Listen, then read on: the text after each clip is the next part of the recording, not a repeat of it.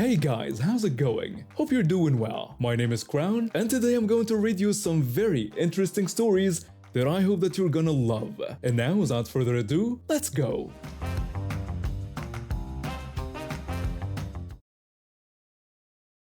I'm 28 and had my first baby exactly 1 year ago. Let me give you some background first.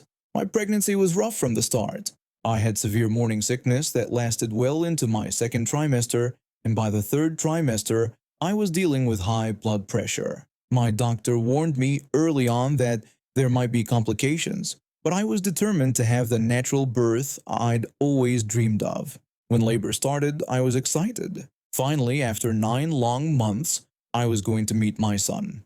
I labored at home for 12 hours before heading to the hospital. The contractions were intense, but I was handling them. I had my birth plan ready. No epidural, no interventions, just me and my baby doing what women had done for thousands of years. But life had other plans.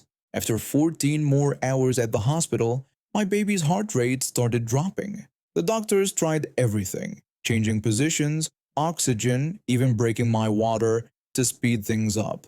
Nothing worked. 26 hours after labor began, my doctor looked me in the eyes and told me we needed an emergency cesarean section immediately. I was terrified. This wasn't what I wanted. I felt like my body had failed me. When they wheeled me into the operating room, I was crying, partly from exhaustion, partly from fear, and partly from disappointment that my birth plan was completely falling apart.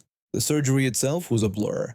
I remember feeling pressure and tugging, and then suddenly hearing my son's first cry. When they placed him on my chest, all those feelings of failure melted away. He was perfect, healthy, and here. That's all that mattered.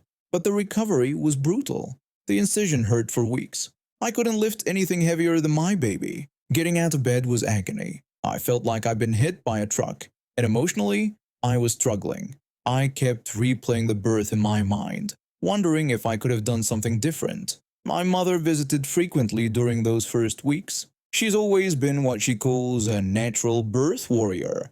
She had 3 kids, all natural births, and she's incredibly proud of that fact. She talks about childbirth like it's some sort of spiritual experience that connects women to their primal power. When she first saw my son, she seemed happy, but I noticed she kept making little comments. She would say things like, "At least he was healthy," or that the important thing was he was here safely. Never just congratulations or telling me I did amazing. A few weeks after the birth, she started making more direct comments. She told me I had taken the easy way out and that I'd missed the sacred bond that comes from natural childbirth. She said I couldn't truly understand what it meant to be a mother because I hadn't experienced real birth. Each comment felt like a knife to my heart. I was already struggling with feelings of inadequacy, and her words made everything worse. I started questioning whether I was somehow less of a mother because my son had been born via cesarean section. My husband tried to defend me, but my mother would just wave him off and say he couldn't understand because he wasn't a woman. She acted like she was some sort of expert on motherhood, and I was just a beginner who had cheated her way through the final exam. The comments continued throughout my son's first year. Every visit included some reference to my failed birth experience.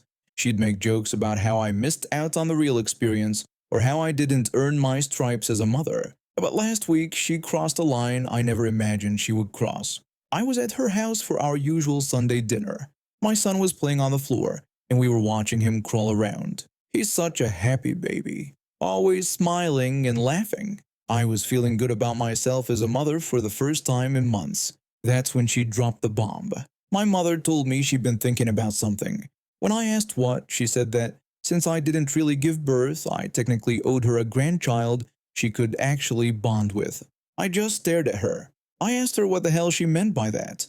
She smiled like she just made a harmless joke and said she was half joking. But then she immediately asked when my husband and I were going to start trying for another one, the real way this time. I asked her if she was insane when she mentioned doing it the real way. She told me not to be so dramatic and that I knew what she meant. She wanted a proper birth, one where I actually experienced what it meant to bring life into the world. I told her I did bring life into the world and that I gave birth to my son. She said the doctors gave birth to my son and that I just laid there. She insisted there was a difference. That's when something inside me snapped. All the months of self-doubt, all the pain from her constant criticism, all the times I questioned my worth as a mother, it all came rushing to the surface. I asked her how she dared to say, I didn't give birth to my son. She said she was just being honest and that real mothers push their babies out. That's how it's supposed to work, according to her. I told her that real mothers do whatever it takes to bring their babies safely into the world. I explained that I labored for 26 hours, went through surgery, and recovered from major abdominal surgery while taking care of a newborn. I asked her how she could say I wasn't a real mother just because I didn't push him out. She said I was being too sensitive and that she was just suggesting that next time maybe I should try harder. I told her my baby was in distress and that he could have died. I could have died too. She responded by saying women have been giving birth naturally for thousands of years and that our bodies are designed for it. She claimed I just gave up too easily. That was it. I picked up my son and headed for the door. I told her I was done with her comments, her judgment, and her complete lack of support. I explained that I gave everything I had to bring my son into this world. Every ounce of strength, every bit of courage, every part of my body. I asked her how she could tell me that doesn't count. She said I was being dramatic and reminded me she was my mother trying to help me. I asked her how telling me I'm not a real mother was helping. I pointed out that she demanded I have another baby just to prove myself to her. She tried to backtrack and said she never said I wasn't a real mother. I reminded her that she did say I didn't really give birth and that I owed her a grandchild she could actually bond with. I asked her what exactly she called that. She started trying to make it seem like I was overreacting. She said I was twisting her words and that she loved her grandson. She just thought I missed out on an important experience. I told her the only thing I missed out on was having a mother who supported me through the most difficult time of my life. Instead, I got someone who made me feel like a failure every single day. She said that wasn't fair and that she'd been nothing but supportive. I asked her if she called spending the last year telling me I took the easy way out and that I'm not a real mother supportive. I told her that wasn't support, that was cruelty. When I was leaving, she called after me and said I'd regret this. She reminded me that family is family and that I couldn't just cut her out. I told her to watch me. I haven't spoken to her since. My phone has been buzzing with texts and calls, but I'm not ready to deal with her yet. Maybe I never will be. My husband has been incredibly supportive. He keeps reminding me that I'm an amazing mother and that how my son was born doesn't define my worth as a parent. He's right, of course, but it's hard to shake off years of conditioning. The thing that really gets me is that she held my hand when I was 5 and scared the thunderstorms. She comforted me when I fell off my bike. She cheered at my graduation. But when I needed her most, when I was vulnerable and healing and learning to be a mother, she chose to tear me down instead of building me up. I don't care if I had my son via cesarean section, magic, or beamed him down from space. I'm his mother.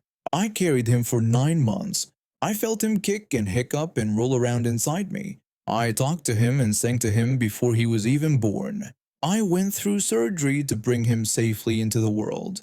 I recovered from that surgery while learning to breastfeed and change diapers and function on 2 hours of sleep. And now she wants me to do it all over again just so she can feel better about my first birth experience. She doesn't deserve a second chance to diminish what I accomplished. She doesn't deserve another opportunity to make me feel like less of a mother. I'm done trying to prove myself to someone who will never see my worth. My son and I deserve better than that.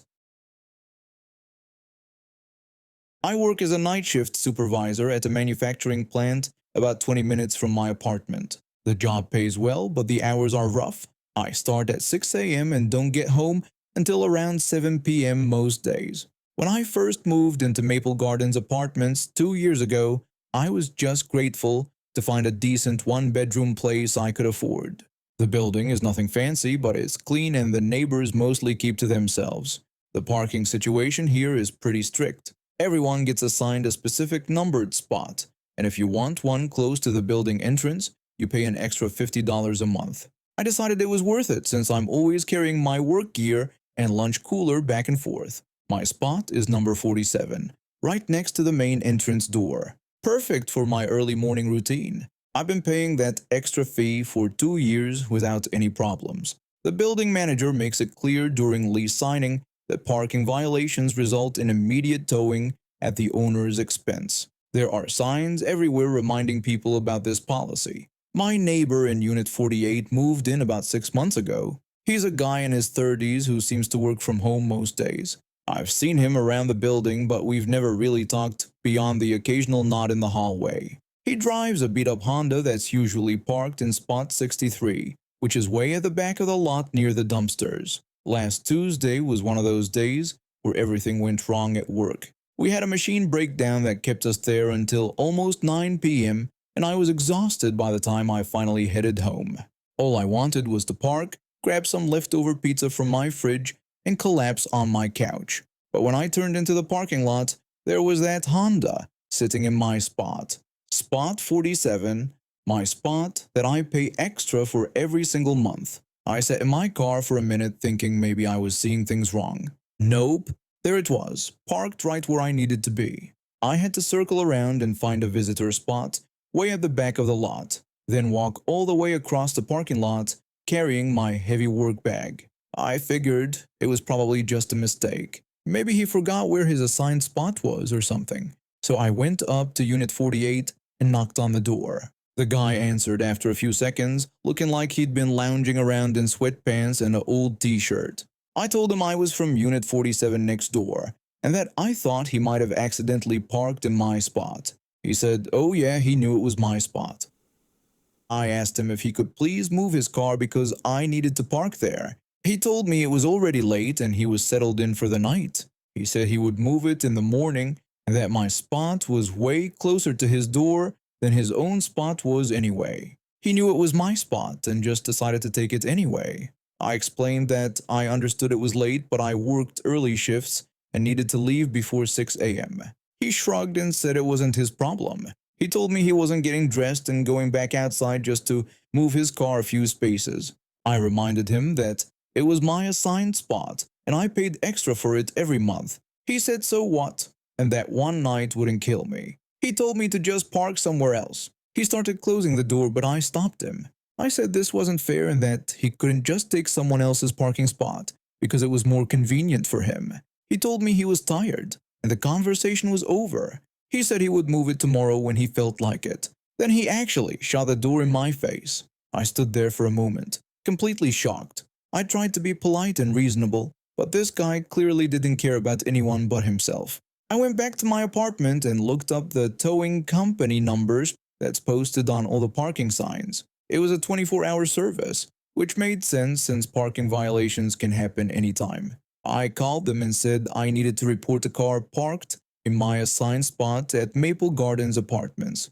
The person asked what the spot number and license plate were, and they said they would have someone out there within the hour. I gave them all the information and went to bed. When I left for work at 5:45 a.m. the next morning, the Honda was gone and my spot was empty. I didn't think much more about it until I got home from work that evening. I'd barely gotten inside my apartment when someone started pounding on my door like they were trying to break it down. I opened it and there was my neighbor, face red and all. He yelled that I had his car towed and asked if I had any idea how much that cost him.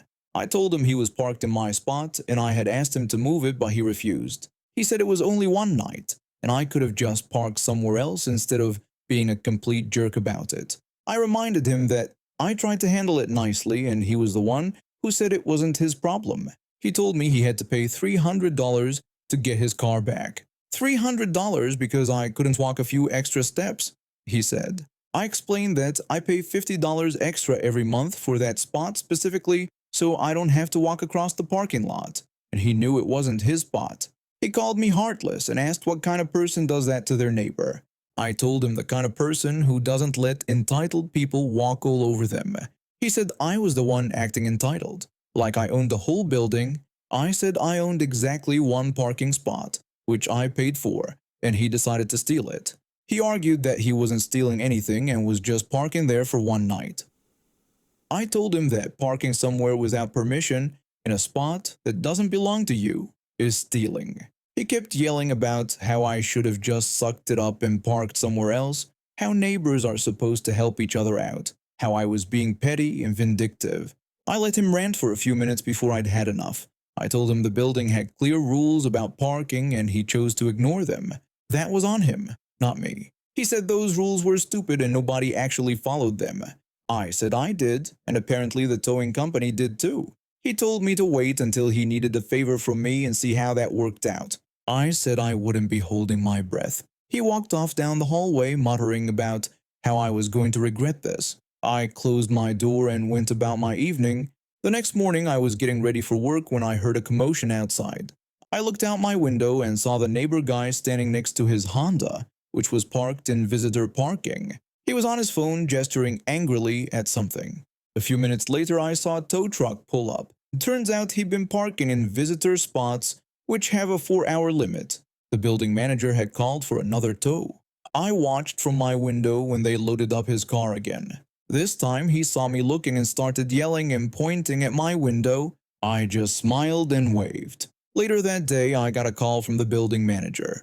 She said she wanted to let me know that they'd had some complaints about the parking situation and that my neighbor had been requesting a spot closer to the entrance. She asked if there were any available spots, and I said not currently. She asked if I was still satisfied with my spot and wanted to continue paying the premium fee. I told her absolutely, it was exactly what I needed. She mentioned that they were going to start doing more regular parking enforcement because they'd had a few incidents recently. I had a feeling I knew who was behind those incidents. It's been a week now and I haven't seen the Honda parked anywhere except in spot 63 where it belongs. My neighbor won't even make eye contact with me in the hallway anymore, which is fine by me. The funny thing is, I would have been willing to work something out if he'd approached me differently. If he'd knocked on my door and explained that he was expecting a delivery early in the morning or had some other legitimate reason for needing a closer spot for one night, I probably would have said yes. But the attitude of just taking what he wanted and telling me to deal with it, that's not how you treat people. I still leave for work every morning at 5:45 a.m. and I still park in spot 47. It's clean, it's close to my door, and most importantly, it's mine. I earned it by paying for it, and I'm not about to let some entitled neighbor convince me otherwise. My wife and I have been married for 15 years now. We're not rich people, but we work hard and save up for the things that matter. This year I wanted to do something special for our anniversary. I've been putting money aside for months to take her to Romano's, this fancy Italian place downtown that we'd walked past a million times but never could afford. I called 3 weeks ahead to make a reservation. The hostess told me they were completely booked except for one table at 7:30 on a Tuesday. Perfect. I made the reservation under my name and even asked them to note that it was for our anniversary. They said they'd make sure to have something special ready. The night finally came. My wife put on her favorite dress, the blue one she wore to our wedding reception. I wore my only good suit.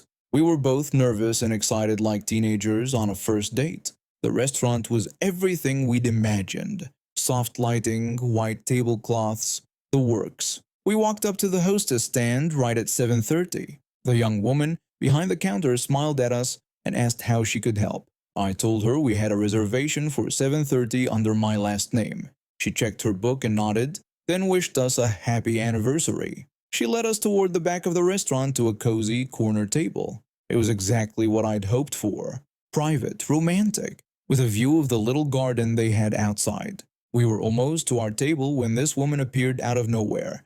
She was probably in her 50s, wearing what looked like expensive clothes and jewelry. Her hair was perfectly styled, and she had this look on her face like she owned the place. The woman told us that the table was hers. The hostess looked confused and explained that the table was reserved for us.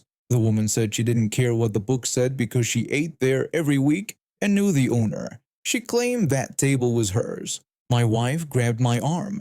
I could feel her tension.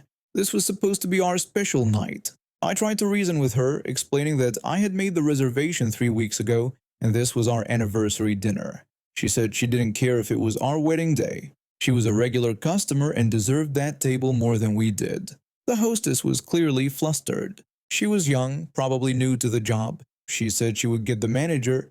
The woman told her not to bother because she was sitting at that table. She pushed past us and sat down at our table. Just like that. My wife looked like she might cry. I told her she couldn't just take our table because we had a reservation. She told me to watch her. She said she spent more money there in a month than I probably made in a year. She looked at us and said we didn't even belong in a place like this. That stung. She was right that we didn't have much money, but we'd worked hard to be here. This was important to us. The manager finally showed up. He was a middle-aged man who looked like he'd dealt with this kind of thing before. He asked what the problem was. The woman said there was no problem and that she was sitting at her usual table. The manager told her that table was reserved for us and offered to seat her at another table. She said she didn't want another table. She wanted this one. The manager looked at us apologetically and said he was very sorry about this. He walked away, probably to find us another table, but I was done. We'd saved for this. We'd planned for this. It was our anniversary. I asked her again if she could please just sit somewhere else, explaining that this was really important to us. She said no and told us to find our own table. My wife finally spoke up and said we should just go somewhere else because this wasn't worth it. But I could see the disappointment in her eyes. She'd been looking forward to this for weeks.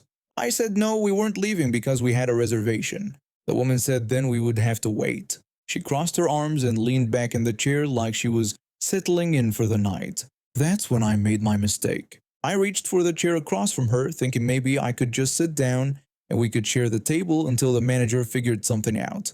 The woman yelled at me not to dare touch her table. She stood up fast, knocking over her water glass. But what happened next still gives me chills. She grabbed a steak knife from the table setting and swung it at me. I felt the blade slice across my forearm. It wasn't deep, but it was enough to draw blood.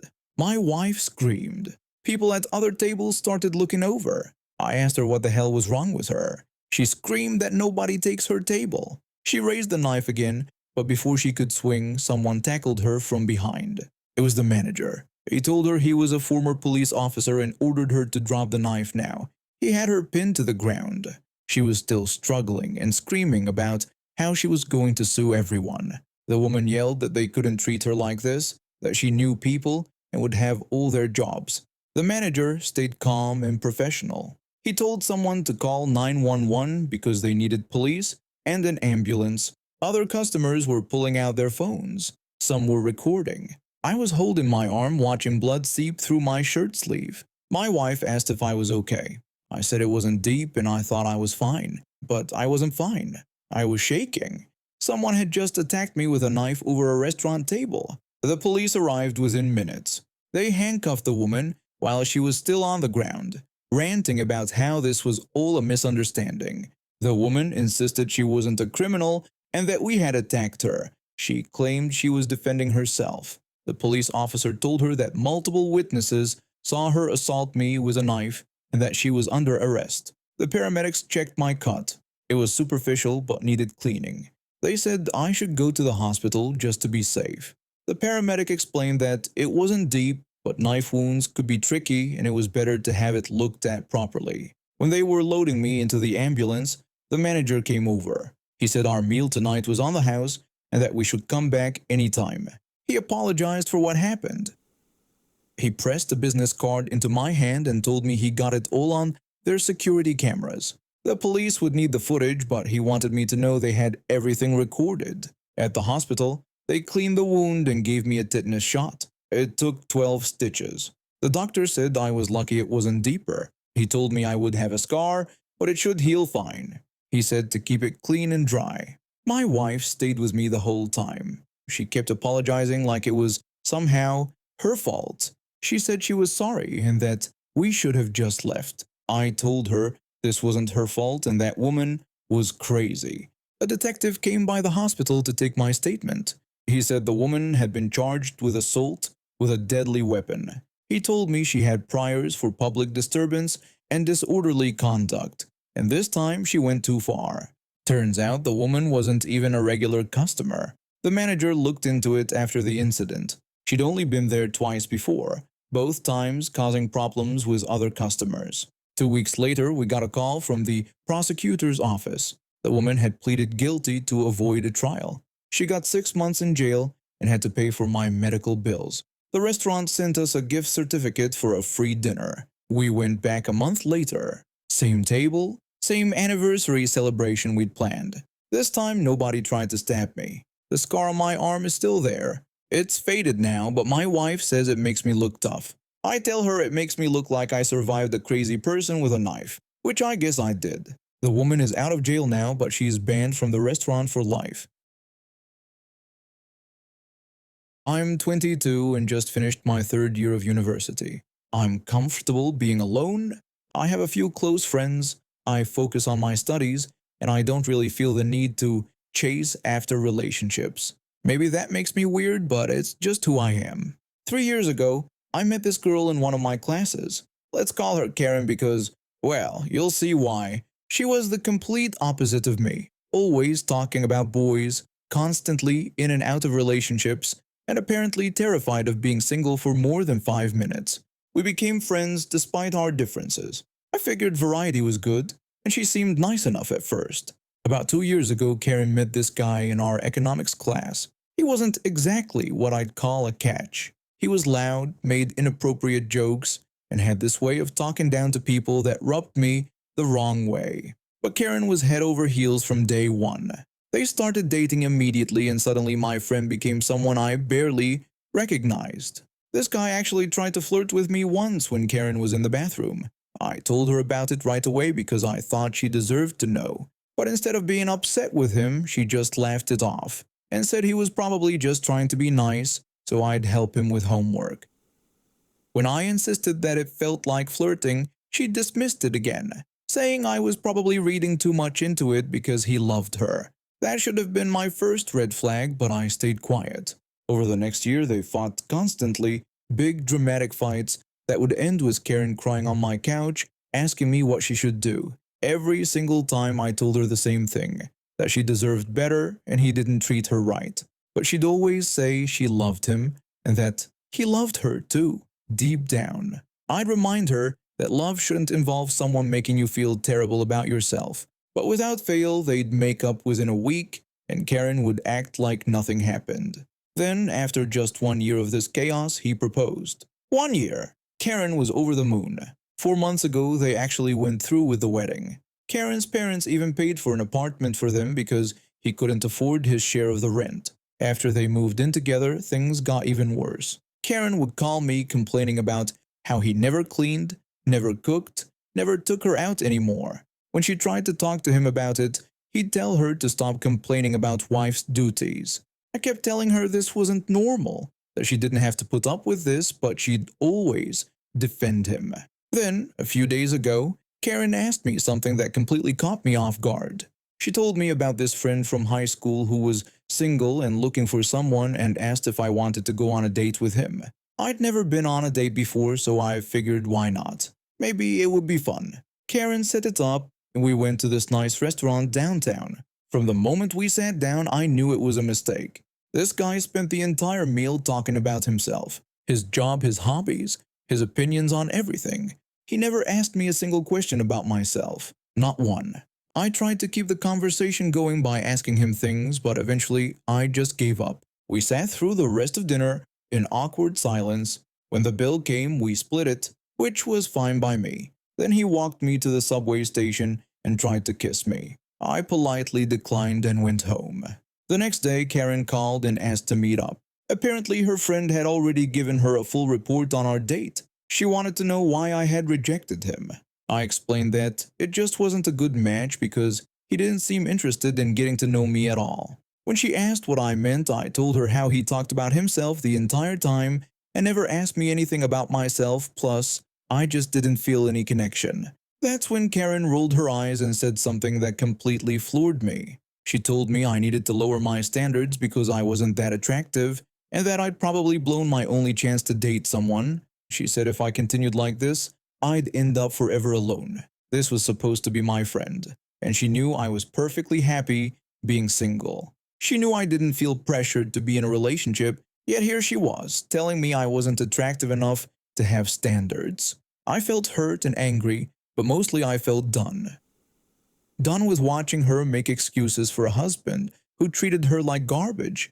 Done with being told I should settle for someone who couldn't even pretend to be interested in me for 2 hours.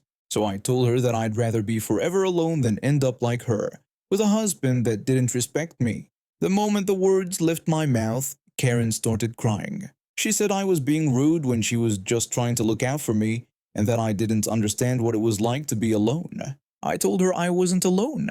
I had friends, hobbies, and a life. I said she was the one who was alone even when she was married. When she insisted that wasn't true and that he loved her, I pointed out that from where I was sitting, it looked like he loved having someone to cook and clean for him while he did whatever he wanted.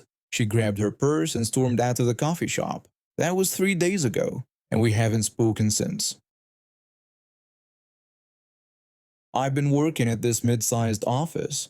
It's one of those places where everyone knows everyone, and we all just try to get through the day without too much drama. I'd always had a decent relationship with most of my co-workers and the previous management team. That all changed when our old manager got promoted to a different department and they brought in this new guy. From day one, he made it clear he was going to whip this place into shape and eliminate the culture of laziness that he claimed existed. The thing is, our department had always been one of the most productive in the company.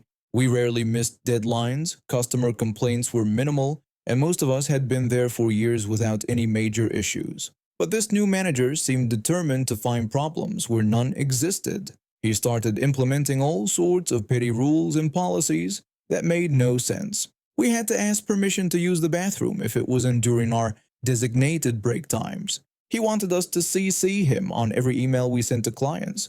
He even tried to ban personal phone calls during lunch breaks until human resources stepped in. The breaking point came about 2 months into his reign of terror. I have been feeling pretty rough for a couple of days. Headache, sore throat, the whole 9 yards.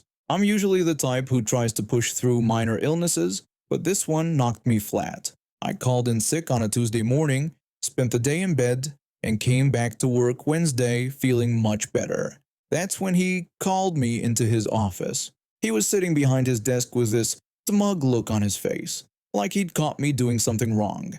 He said he needed to discuss my absence yesterday with me. I told him okay and asked what about it, since I had called in sick and was back today. He said that was the issue. He'd been thinking about our sick day policy and had decided we needed to make some changes. I asked what kind of changes he was talking about.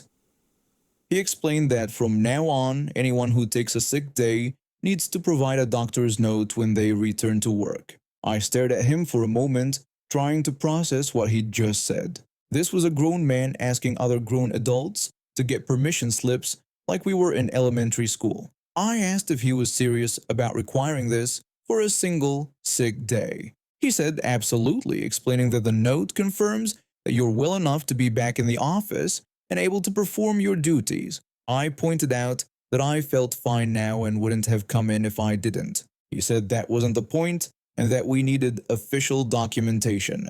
He couldn't just take my word for it, he claimed. I knew exactly what this was about. He'd been looking for ways to discourage people from taking sick days, and this was his solution. Make it such a hassle that people would just drag themselves to work no matter how they felt. I'd seen managers pull this kind of stunt before and it always backfired spectacularly. I told him I understood and that I'd need to get that note from my doctor then. He said he was glad I was being reasonable about this. I stood up and started gathering my things from his office. He asked where I was going, seeming confused. I explained that since he said I needed a doctor's note to prove I'm well enough to work, I'd just pack up my stuff and head out. He said I could get that after work or this weekend. I told him I actually couldn't do that. My doctor doesn't have weekend hours, and since I don't currently have a note saying I'm fit for duty, I can't work until I get one. I could see the wheels turning in his head, but he wasn't quite there yet. He said I seemed fine to him and that I was overcomplicating this. I explained that I was just following his policy. He said I needed official documentation from a doctor confirming I'm well enough to work. Since I don't have that, I have to assume I'm not cleared to be here. He said that was ridiculous and that I was obviously healthy. I asked if he was a doctor. He said no, but started to argue. I cut him off and said then he couldn't make that determination. He specifically said he couldn't just take my word for it, so I needed to get professional medical clearance. I continued packing my things while he sat there looking increasingly uncomfortable. He asked how long it would take to get an appointment. I explained that my doctor is in the next town over, about an hour drive from here. He's pretty booked up, so it could be anywhere from a few days to 2 weeks depending on his schedule. This was completely true. I'd moved to this town for the job, but I kept my old doctor because I liked him, and the drive wasn't too bad for the occasional visit. But he was popular, and getting an appointment usually required some advanced planning. He said 2 weeks was insane. I agreed, saying I knew it was crazy, but since he said the note was required, I didn't really have a choice. He said maybe we could make an exception this time. I asked if he meant an exception to a policy he'd implemented 20 minutes ago. He said he thought I was taking this too literally. I reminded him that he said, and I quote, that he needed official documentation and couldn't just take my word for it. I was trying to follow his rules. I had my bag packed and was heading toward the door of his office. He told me to wait and sit down for a minute. I said I really should get going because the sooner I called my doctor, the sooner I might be able to get an appointment. He suddenly changed his tune and told me to forget about the note. I was clearly fine, he said. I asked if he was sure because I didn't want to violate company policy. He said yes, he was sure and told me to just get back to work. I asked what about the next person who calls in sick and whether they'd need a note. He said we'd cross that bridge when we come to it.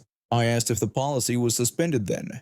He said there was no policy and to just drop it. I unpacked my things and went back to my desk. Word spread pretty quickly about what had happened, and by the end of the day everyone knew that the doctor's note requirement had been scrapped before it even officially started. The manager never brought up the idea again, and he seemed to be a little more cautious about implementing his random new rules after that. He still wasn't a great boss, but at least he stopped trying to treat us like children who couldn't be trusted to know when we were sick.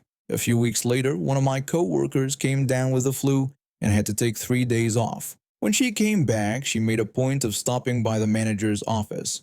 She told him she was back from being sick and asked if he needed her to get a doctor's note. He said no, that wasn't necessary. She said she was sure and that she didn't mind getting one if it was required. He insisted it wasn't required. She gave him a big smile and went back to her desk. I think he finally got the message that we weren't going to let him bully us with pointless policies. And now we have reached the end of today's stories.